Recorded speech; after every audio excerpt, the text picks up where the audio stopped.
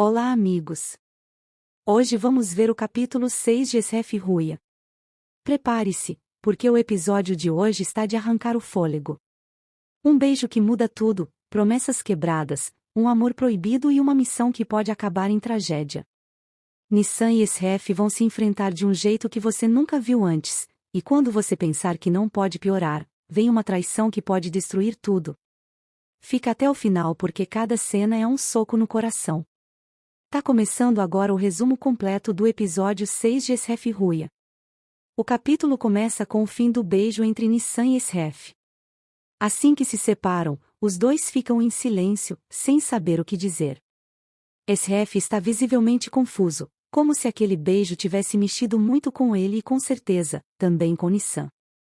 Depois Nissan olha para ele e admite que não sabia como agir, que não queria que as coisas acontecessem daquela forma. Ele responde que não importa, solta uma frase vaga, como se estivesse tentando disfarçar o que sentia, e vai em direção ao carro, encerrando a conversa sem mais palavras. Enquanto Esref se afasta, Sidan, que estava escondida observando tudo, fica chocada com o que acabou de ver. Nissan ainda tenta chamar Esref antes que ele vá embora, e ele até se vira, mas ela hesita, não diz nada. Já dentro do carro, Esref começa a se lembrar da sua Ruia, que, sem saber, era a própria Nissan quando criança. Em um gesto impulsivo, ele joga a pasta da investigação sobre Nissan no banco de trás, como se quisesse se afastar daquilo tudo. Aparentemente, ele se sente culpado, como se tivesse traído a memória de Ruia com aquele beijo, e a lembrança dela pesa em sua mente. Enquanto isso, Sidan, claramente irritada e em estado de choque, se aproxima de Nissan para confrontá-la. Com um tom de reprovação, pergunta o que ela estava fazendo. Nissan, tentando se justificar, diz que foi a única coisa que pensou na hora para não ser vista. Mas Sidan está longe de aceitar essa explicação e, brava, lembra que Nissan deixou a pasta para trás e ordena que ela volte e recupere aquilo. Nissan, nervosa, acredita que ali está a prova de que ela é informante da polícia. Sem muitas alternativas, Nissan corre atrás do carro de Esref e entra, exigindo uma conversa. Esref, tentando manter a frieza, diz que não há mais nada para falar. Nissan insiste, mas no fundo o que ela quer é recuperar a pasta o quanto antes. Enquanto isso, longe dali, os homens de Nure armam uma emboscada contra os aliados de Esref num campo de futebol, com a intenção de eliminá-los. Felizmente, Muslim percebe o que está prestes a acontecer e consegue alertar Farouk e Gurdal a tempo.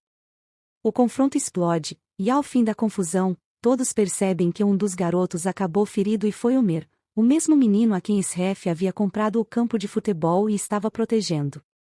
O garoto, que mais tarde descobrimos ser o próprio narrador da história, agora está no centro de uma tragédia que ninguém esperava. Dentro do carro, Nissan tenta se justificar para Esref, mas as palavras não saem como ela esperava. Sem conseguir explicar o que aconteceu, ela simplesmente diz que é melhor esquecerem o que rolou. Mas agora é Esref quem quer entender. Nissan afirma que não sente nada por ele, que o beijo aconteceu por impulso, sem motivo real. Isso só deixa Esref mais intrigado. Ele pergunta se ela costuma beijar qualquer homem sem sentimento algum. Nissan, cada vez mais nervosa, sem saber como recuperar a pasta que está no carro, rebate com ironia: "E o que você quer ouvir, afinal?" Esref responde que não quer ouvir nada. Nesse momento, a conversa é interrompida por uma ligação. Informam que houve um tiroteio e que Omer foi ferido. A tragédia corta qualquer clima. No hospital, Gurdal e os outros estão arrasados com a situação do menino. Quando Esref chega, tenta manter a cabeça fria diante dos seus homens, alertando que a polícia investigará tudo e que eles precisam agir com inteligência. Mas nem ele mesmo está tranquilo, a dor e a culpa o consomem por dentro. Logo depois, a enfermeira aparece pedindo sangue para o menino ferido. Apenas Nissan tem o tipo sanguíneo compatível, e sem hesitar, se oferece para ajudar. Porém, ela tem sensibilidade ao ver sangue e acaba desmaiando durante a doação. Esref permanece ao lado dela o tempo todo, segurando sua mão, demonstrando um cuidado silencioso. Quando Nissan desperta, sorri, se desculpa e solta a mão dele, dizendo que talvez já estivesse passando dos limites naquele dia. Esref responde dizendo que aquilo não contava, numa tentativa de esconder o que estava sentindo. Mais tarde, buscando um pouco de ar fora do hospital, Esref é surpreendido por Nissan, que vai ao seu encontro. Ela tenta convencê-lo de que a vingança não é o caminho, que ele ainda pode ter uma vida diferente com uma família, uma esposa, filhos, um lar de verdade. Nissan não entende como ele consegue viver sem sonhar com algo assim. Esref, então, admite que ela tinha razão quando disse que ele era como um buraco negro, algo que suga tudo de bonito à sua volta e destrói. Diz também que já tem uma família, Gurdal, Muslim e Farooq. Nissan, no entanto, insiste que isso não é o mesmo que sentir o amor verdadeiro de uma mulher, o calor de uma casa, e um futuro. Quando Esref diz que esse não era o seu destino, Nissan rebate, dizendo que destino não é o que está escrito, mas sim aquilo que escolhemos fazer, que o verdadeiro destino está nas nossas decisões. Esref, então, solta uma verdade dura, que se não culpasse o destino, teria que se culpar a si mesmo. E que todos, de alguma forma, precisam culpar algo, ou não conseguiriam seguir vivendo. A conversa termina, e Nissan aproveita o momento para pedir as chaves do carro, dizendo que esqueceu o celular dentro. A verdadeira intenção, no entanto, é recuperar a pasta. Mas, ao se aproximar do veículo, é surpreendida pela chegada de Irmak. Nissan finge que está realmente pegando o celular e as duas entram juntas no hospital, frustrando seu plano. Enquanto isso, Sidan também chega ao hospital e, a sós com Esref, pergunta como ele está. Com olhar aflito, ela diz que conhece aquele tipo de olhar e sabe que ele não está bem. Ao se oferecer para ajudá-lo, Esref faz um pedido inesperado, que, se encontrarem os responsáveis pelo ataque, que não façam nada com eles, apenas os entreguem a ele. Sidan responde que esperava outro tipo de pedido, algo mais íntimo. Esref pergunta que tipo de coisa ela imaginava, e Sidan diz, com intensidade, tudo. Mas Esref, frio e direto, diz que ela deveria fazer um favor a si mesma, esquecer o passado e encerrar o assunto de uma vez por todas. Sidan, irritada por perceber que Esref não se deixa manipular, reage com frieza. Em tom de ameaça, diz que tinha planos ainda piores para ele, deixando claro que pretende usá-lo através de Nissan, sua ruia de infância, como parte do seu jogo. Logo depois, o clima se intensifica ainda mais quando o médico aparece para conversar com Esref e lhe dá uma notícia devastadora: Homer, o garoto que ele tanto protegeu, não poderá mais andar. A lesão na medula espinhal foi grave demais. Ao ouvir isso, Esref parece perder o chão. Ele fica paralisado, sem reação, e precisa se sentar, dominado por uma mistura de choque, culpa e impotência. O silêncio pesa ao redor dele, como se o tempo tivesse parado. Após esse momento brutal, Esref se retira, e Nissan aproveita para se encontrar com Sidan no banheiro. Curiosa e desconfiada, Nissan pergunta como Sidan conhece tão bem Esref. A resposta de Sidan é evasiva, ela diz apenas que o perseguiu por anos. Nissan percebe o comportamento estranho e, com firmeza, a questiona se realmente nunca teve nada com Esref, já que sua obsessão começa a parecer exagerada e fora do normal. Sidan, claramente desconfortável com o rumo da conversa, tenta mudar o foco. Avisa Nissan para não ultrapassar certos limites e insinua que ela deveria se preocupar mais com sua irmã. O clima entre as duas fica pesado. Na cena seguinte, vemos uma reunião importante acontecendo. O pai Yaqub se encontra com os órfãos, mas Esref está ausente. Aproveitando sua ausência, Kadir decide contar algo que guardava para si. Ele revela que Esref não seguiu as ordens de Yaqub e se recusou a entregar as mercadorias para Nure. Em vez disso, queimou tudo bem na frente dele, num ato de afronta. Pouco depois, Esref chega, e Yaqub, visivelmente furioso, o confronta. Mas Esref, em defesa própria, revela uma informação crucial que Kadir havia omitido, que Nure não exportava os produtos ilegais como haviam pensado. Na verdade, ele os vendia nas próprias ruas da cidade, próximo a escolas e colégios, espalhando destruição para crianças e adolescentes. A revelação muda completamente o tom da conversa, mostrando que os conflitos dentro do grupo são mais profundos e sombrios do que pareciam. A notícia do tráfico próximo às escolas revolta profundamente Jacob, mas o velho líder sabe que agir com impulso seria um erro fatal. Com o grupo sob vigilância policial, ele muda sua postura e orienta Esref a encontrar os responsáveis pelo ataque e resolver a situação de forma discreta. A ordem é clara, por enquanto, nada de enfrentar Nura diretamente. Mas o que vem a seguir é um soco no estômago. Homer desperta da cirurgia e recebe a visita de todos, especialmente de Esref, que tenta manter uma expressão firme.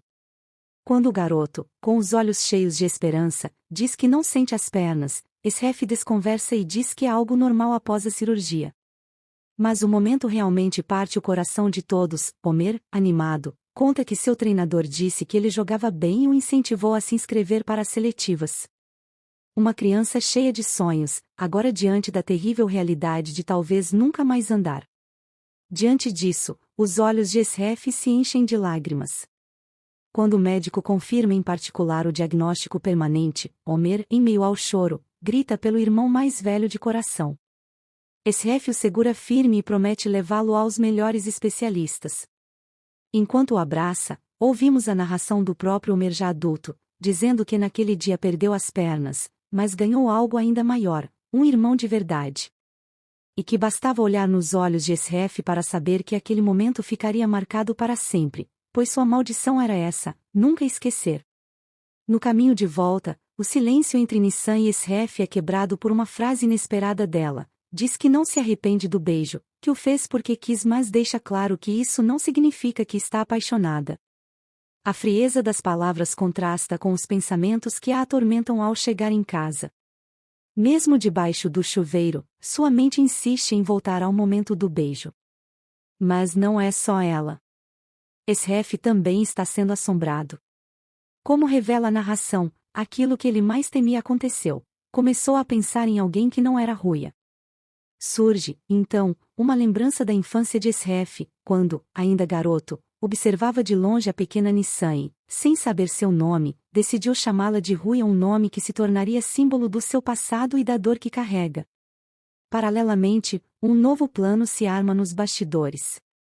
A irmã de Zé propõe a Kadir uma armadilha para acabar com Esref, entregar os homens que atiraram contra ele para que os execute, e ao mesmo tempo infiltrar a polícia, garantindo que Esref seja preso em flagrante.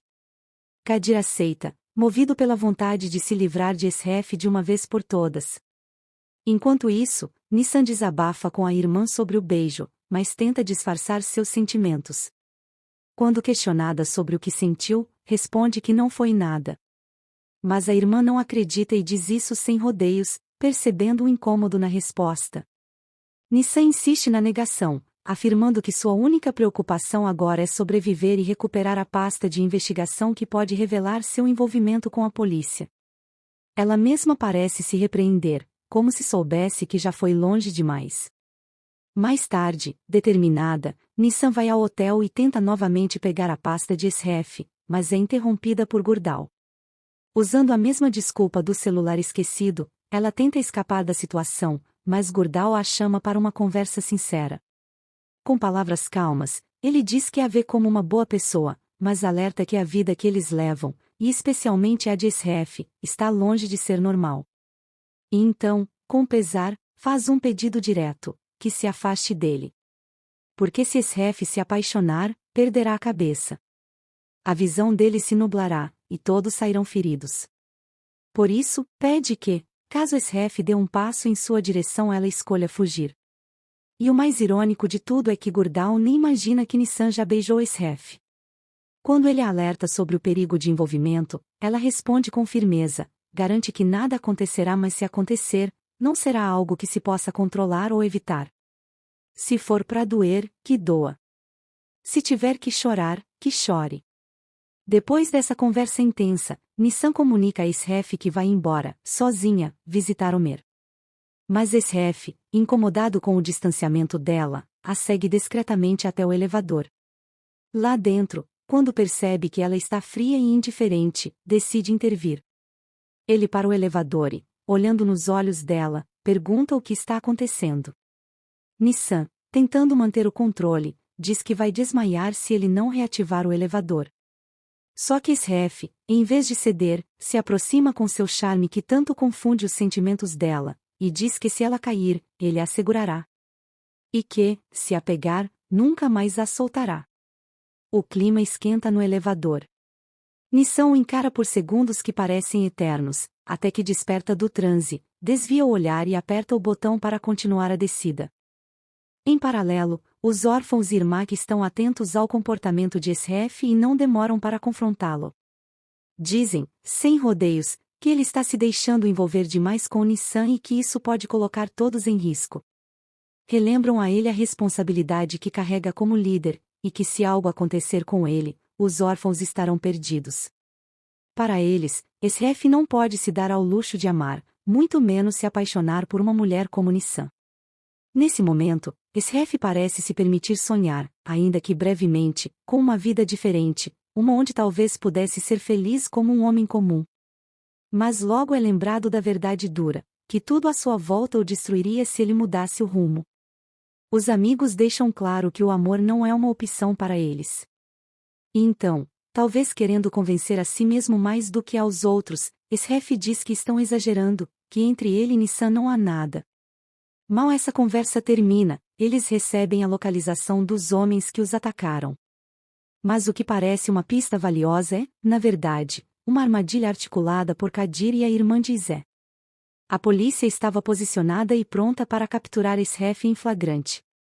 Só que Sidan, ainda se importa com ele, descobre o plano e imediatamente o avisa.